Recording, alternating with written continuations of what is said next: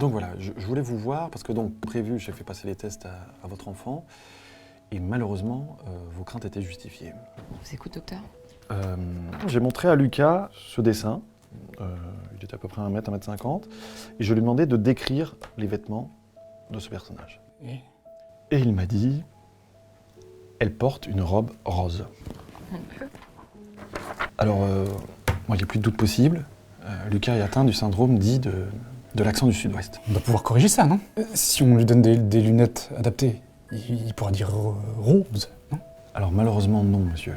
Voilà, c'est un syndrome qui est encore peu connu, hein. Il y a encore plein d'études qui sont faites, mais pour l'instant il n'y a pas de traitement réellement, il n'y a pas de correction. Donc ce qu'on va essayer de faire ensemble, c'est essayer de comprendre comment il a pu attraper cette maladie, pour essayer de voir comment on pourrait la guérir d'une certaine façon. Donc par exemple, est-ce que vous voyez d'autres symptômes de la maladie? Non, mais si, il y a l'histoire du doudou rouge qui mettait comme ça autour du cou.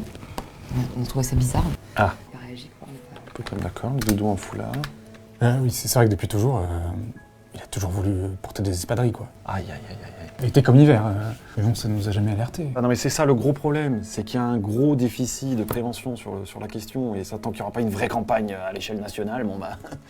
Ah non mais ça c'est un souci. Mais je comprends pas, docteur, en fait, il a attrapé ça où? À l'école? Enfin, on aurait dû faire l'école à la maison, je te l'avais dit, en fait, la maternelle, c'est un niavirus. Mais vous avez complètement raison madame, vous savez comment c'est à cet âge-là, ils sont dans la cour, ils parlent entre eux, et il suffit qu'il y en ait un qui arrive et qui dit « tu me fais un câlin ?» Ça peut venir de là. Après ça peut être aussi une intoxication alimentaire. Ah, ça arrive souvent. Est-ce qu'il aurait mangé du cassoulet récemment à la cantine, ou des aiguillettes de foie gras, ou non? Ils vont m'entendre à la mairie, là. Après, ce qu'il faut savoir, c'est une maladie qu'on connaît encore très mal. Par contre, récemment, il y a une étude qui a été faite qui prouve que dans 80% des cas, c'est héréditaire. Donc je ne sais pas si dans votre entourage, il y aurait des antécédents familiaux. Mon grand-père venait d'Orléans, mais c'est pas... Non, je sais pas. Non, mais si, on peut le dire quand même, il y a ton oncle, son oncle, Guilhem, joue au rugby. Ah, Non, pas du tout. Ouais. Mais non, il était... Non, tonton Guillaume était juste alcoolique. Voilà, dans la famille, ça a toujours été foot. bon. Ok, je sais qu'il y a beaucoup de tabous sur le sujet dans les familles, donc... Docteur, qu'est-ce qu'on peut faire? Est-ce que c'est opérable? Non.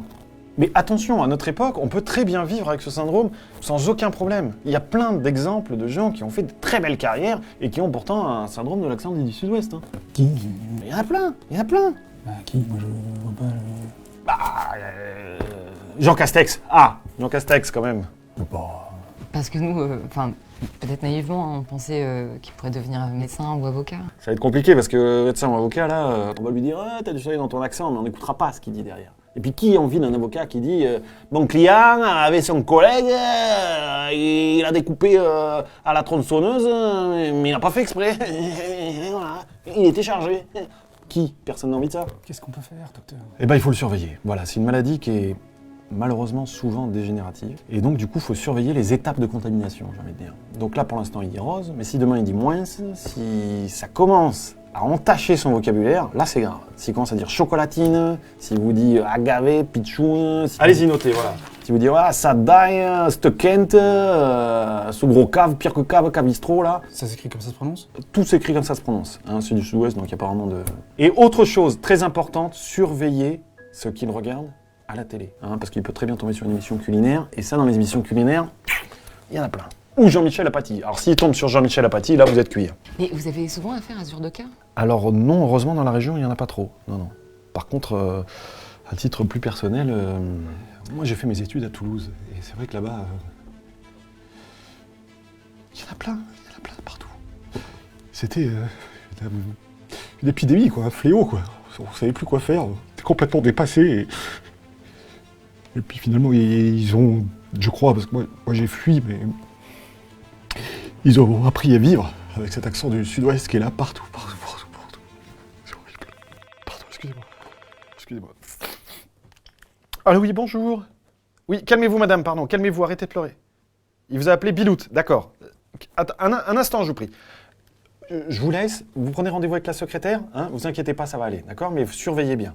Hein? Merci. Allez, à 10 chats. Allô? Oui. Est-ce qu'il a mangé de la fricadelle récemment? Ah bah là... Non, c'est très simple. Là, vous... Alors surtout, pas de maroilles, hein, pas de saucisses, pas de choucroute.